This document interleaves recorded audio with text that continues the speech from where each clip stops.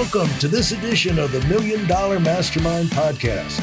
This is where we pick the brains of high achievers from all walks of life and get their hard-earned, real-world insights on winning. I'm your host, Larry Weidel.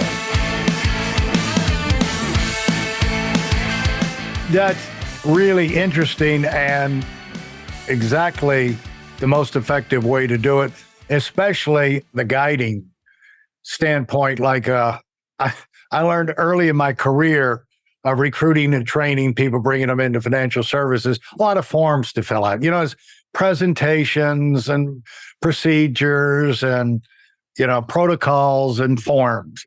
And so in the beginning, I'm in such a hurry. I held the pen and I would say, see, I'm doing this, see, I'm doing this, see, I'm doing this, see, I'm doing this. And they learn absolutely nothing. And what I learned was, do not hold the pen. Make them hold the pen and you point and say, see that line? Fill that in. That's where that goes. I've noticed the same thing is true on directions. Now we've got GPS, but back before we did, I went up to Washington, D.C. I was actually born in Washington, D.C., but I would go up there on business and I'd never know where I was going, because they picked me up at the airport and I'm riding along and until the one time I had to drive. And then when I had to drive, I remembered exactly the way you get to the office, And so I did a train. I let a friend of mine, a therapist, actually borrow one of my cold laser machines last week. And there's a few little dials and whistles that he took it out. He said, how do you do it? I said, I'm not touching it. I made him even open the case, the latch, and get it out. And the keys underneath. I said, the keys underneath, but I wouldn't touch it. In fact, I remember training a billionaire on how to use, about 5 years ago, on how to use email and on a laptop. And it was like, take your pen, hit this. You look like, what? And it's like, do that. But guess what about billionaires? They learn very fast. They're not billionaires for nothing. And so, and he got, within 2 days, he sent emails all over. He's got group messaging down and everything, But in the beginning, it's just like, if you hold it, if you try and make it, think about where they're coming from rather than yourself. And so when you say you guide and you do this, you send people in person there. Seems like you're doing this. You were getting started. There was no Zoom back then. There might have been GoToMeeting, but how did you interact with people? Yeah, so that's a really, really great question. And so what it is now is that it is on Zoom. And for the most of the time, it has been on Zoom. At one point, there was kind of Google, I think it was Hangouts back then. And, there was also other things. But in this stretch of training businesses, the last 8 years, we kind of have transitioned from one platform to another. Zoom, though, we were one of the early users prior to 2020. We were showing people how to download Zoom. Many people hadn't used Zoom before. It was kind of funny. I should have bought stock back then, but missed that. But anyways, it's kind of funny. Jokes aside, we've been using Zoom for a long time, but also prior to that, Google Hangouts. But I've had the luxury of the last 8 years is really when we built this business. And we have had some form of, kind of online. It's gotten better over time, of course, but, online kind of video sharing. And that's been the way that we've been training different businesses, is diving in, showing them how it works. We also have kind of a portal, but then also guiding them through it. And the way we guide them through it is on kind of video sharing. Now, I did start off early on with local clients, as a lot of people do, in addition to some app clients. And I also started more as an agency before I started training. So the training, that's been actually more so over the last 6 years. First couple of years of the business, I was running ads for other people. So the last 6 years is really when we've been hopping on to either Google Hangouts in the past or Zoom now to train businesses on how to do YouTube ads. How did you figure out the most effective way of putting these ads together for people? Because you say, you're telling their story and you got to have video content. So how do you get that? Yeah, so there's a formula that we found. Now we've done literally thousands of these ads with our clients. And again, it's a collaborative process. Our clients know their ideal clients the best, and we know how to create YouTube ads that convert. And so we have a formula. We've got copywriters that help our clients actually put together these scripts. But there's kind of a very simple framework. It starts with a hook, draws people in, then an educate section where you're providing value, and then a call to action. And I think the big piece that people forget and miss out on is the educate, because again, people are on YouTube to find value. They're looking for something. So they're going on YouTube, they're trying to figure out, okay, how do I start a business? How do I grow? How to do marketing? How to do ads? How do I lose weight? How do I do this or that? Or whatever it happens to be that you're helping people with. You want to reach them with an ad that hooks them, captures their attention, then provides value, and then gives them a little bit of what I call golden nuggets, a little bit of value in the ad to show that you know what you're talking about, that you can help them, maybe a little bit of credibility too, and then a clear call to action at the end of the video to get them to take action, to either sign up for a training or to book a call or to buy a product or service or whatever that next step happens to be. And so it's all about the hook, educate, call to action. That's the framework that works really well. And your people were finding you. It seems like people have always been able to find you. So you must have been really good at running these ads for yourself. Yes. So we practice what we preach. We run YouTube ads, for ourselves, spent millions and millions of dollars. We're actually, which is really, really crazy. We are approaching with the ads for AdOutreach, almost 1 billion impressions. It's over 900 million impressions of our own ads on YouTube. Wow. And that's not number of views. That's, impressions of the time it pops up. People might skip that. Millions and millions and millions of views off of that, of course. But yes, we've run a lot of YouTube ads for ourselves. And then also, of course, for our clients too. And that's how we get clients. It's the same thing that we're teaching our clients how to do and how to set up. We use for ourselves, which honestly just shows that we believe in what we do and we've gotten really good at it. So it's something that we apply both to ourselves and to our clients.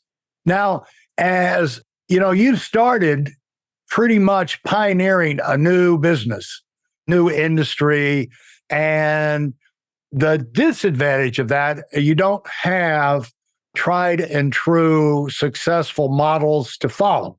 And, at least to launch, or at least as a guide. You might not do it all the time, but at least you got a reference point. And so how did you keep yourself on track and launch this thing? I think I know what you're going to say, but how have you gone about doing that? Yeah. So even though there wasn't somebody else really pioneering this on the YouTube ad side, I was building that out. There were people who were successful consultants and coaching businesses and mentors that I've had along the way. And actually, I remember joining my first mastermind, which is great because that's that's the name of what we have here. Yeah. That really supported me. I've consistently always been a part of at least one and usually actually multiple masterminds. Even some of my team members are in different masterminds as well. And I really see that as so powerful because that's where you're able to gain new insights, new ideas, learn from others. And what you talked about is all that learning lessons and all those knowledges that you compound yourself in a mastermind. The beauty is you can learn and hear that from other people. So whether it be listening to a podcast like this and having the mastermind of ideas here, or being in an in-person mastermind, or having consultants that have, a virtual mastermind, whatever happens to be, there's a lot of different ways to do it. But gaining those insights, that knowledge really can help you shortcut the process in a good way that's going to allow you to make the right decisions. Doesn't mean you won't make mistakes,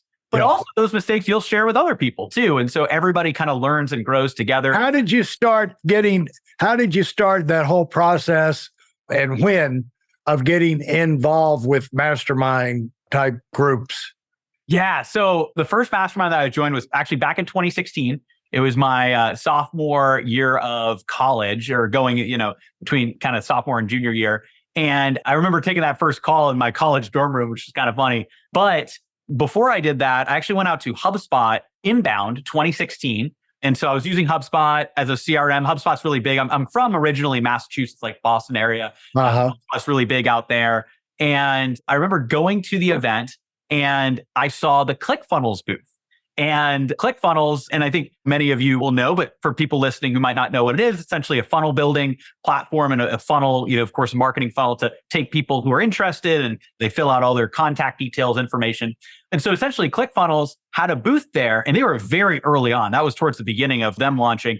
And I signed up for ClickFunnels. And then I started looking up, how do I build a business with ClickFunnels? And then I found a mastermind And the first mastermind that I joined, it wasn't by ClickFunnels, it was by a different group, but I joined that mastermind and it was all about how to build a marketing funnel for your business. Because I knew how to do YouTube ads, but I didn't necessarily know how to make webinars or how to make trainings. And that's what they really helped me with early on.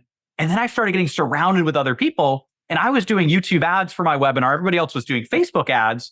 And that also helped really propel me because then I was the one coming to the group and saying, hey, everybody, you should run YouTube ads. And they didn't know how to do YouTube ads, but they saw that I was getting better results than most of the people running Facebook. And so all of a sudden, people started asking me to train them and help them transition from Facebook to YouTube. Yeah. And so as you've, been out there navigating, calling the shots, you have to make decisions for the future. The bigger you get, the more you wind up making decisions that are longer term. You've already talked about ad spend that results in 1 billion impressions on YouTube. And so that's a lot of money being spent on ads and I don't know, how many employees are you up to now?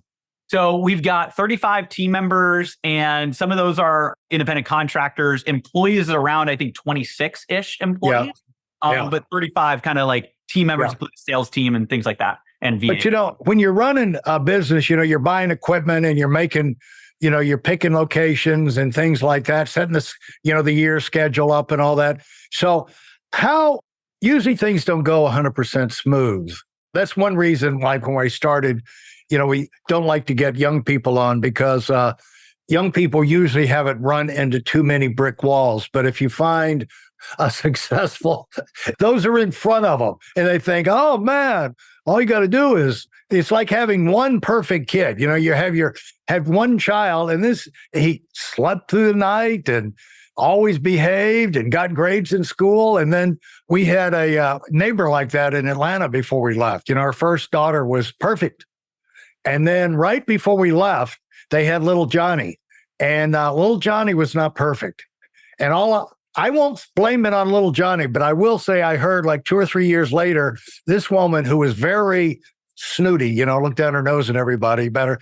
She wound up committing suicide. And I won't say it was little Johnny, but I would say that imperfection came into her life in that form. And so sometimes life has some real unpleasant surprises for you.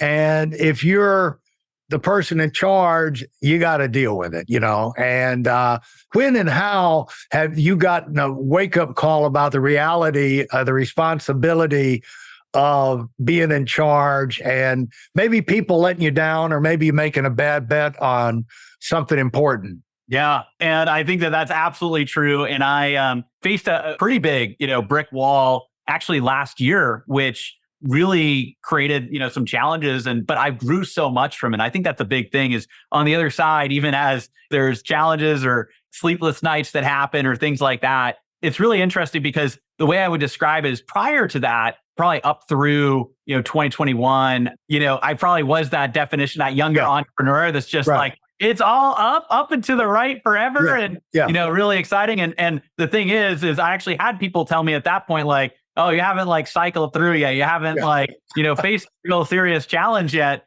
It's right around the corner. I want to be like, la, la, la, that's not going to happen to me. But I think that it's something that everybody goes through. And at the same time, I feel like over that, last year, I really actually grew a lot more than, in terms of my abilities, even though, we faced those challenges than even prior years when we had a lot of business growth, right? And so essentially we faced something where we were really rapidly growing. So like I said, we had got number 60 on the Inc. 5000. And that was last year we got that, but that was kind of based on that prior 3 years. Right.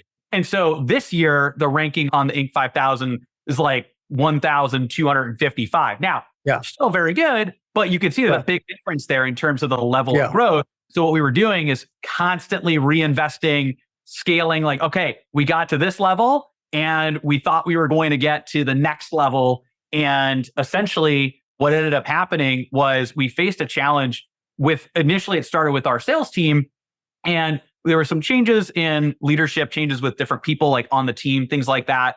And our enrollment rate went down from where it was before, but we were operating at such a high level and with a flaw. I had a major flaw in the business model that I had set up. It wasn't super sustainable model, which I realized the hard way. So the model that I had, which I also think changes in the macroeconomy also shifted away from this model too over the last year. But the model that I had was upfront, high ticket consulting as a one-off package without the kind of retention recurring revenue. And by the way, actually, I'm really glad we're diving into this here because some podcasts, like you said, they ask kind of surface level, like I'm diving in, I want to this is a mastermind. I want to share what I've discovered. But basically what ended up happening was we were selling all of these individual packages that were high ticket upfront to help train businesses on YouTube ads and worked really well. We used that scale. That's how we scaled so fast, is selling these packages, getting great results for our clients. What was happening was two things, well, actually really three things. And the biggest one is the third, which I'll say in a second. So the first is that it was a high upfront investment, which over the last year and a half, as certain things have tightened a little bit in the economy, people want to maybe spread it out a little bit more over time with those types of investments. The second thing that happened was the fact that we were doing kind of a one and done, right? So people were investing in us. They were learning YouTube ads. Like, this is great. We have a wall of testimonials and a lot of people that said, thank you so much. Here's a testimonial. Now I'm going to go do something else, right? So missed a big opportunity to have recurring business. So we were on this almost kind of treadmill of just having to bring in new clients every month. The third biggest problem was because people were paying up front, or sometimes they pay over a couple of installments, but for a multi-month thing, it actually made us start from zero every month or close to zero. Instead of having recurring revenue, we had our expenses here and we would start the month here and we'd have to earn all the way up to our expenses and then above. We'd have to sell new every single month. And I didn't know what I didn't know. That served me for a long time as we were growing. When we faced a little bit of a plateau and then a slight dip and then, kind of more jagged, like, hey, here's some challenges that we faced as we revitalized the model. What essentially started happening was that getting to that level got a lot more stressful because you start off every single month from scratch and have to build all the way back up. Thanks for listening to the Million Dollar Mastermind.